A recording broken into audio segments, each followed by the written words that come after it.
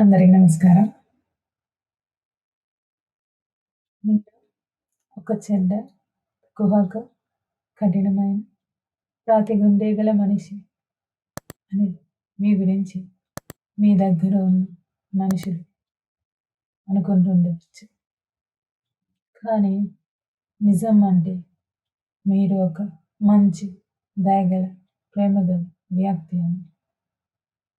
మీ దగ్గర ఉన్న మీ బంధువులు, స్నేహితులు మరియు పిల్లలు మీరు అలాగే ఒక మంచి వ్యక్తిగా చూడలేకపోవడం. దానిని కారణం వల్ల వారికి మీ మనసులో ఉన్న ఆ దయ, ప్రేమ మరియు జాలిని వారు గుర్తించలేకపోవడమే. అందువల్ల మీ మనసులో ఉన్న ఆ దయ, ప్రేమ మరియు జాలిని ఇతరులకు చూపించండి.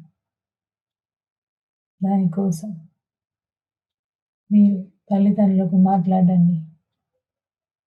మిమ్మల్ని పెంచి పెద్ద చేసినందుకు వారికి ధన్యవాదాలు చెప్పండి. మీకు చదువు నేర్పిన గురువులకు మాట్లాడండి. వారికి ధన్యవాదాలు చెప్పండి.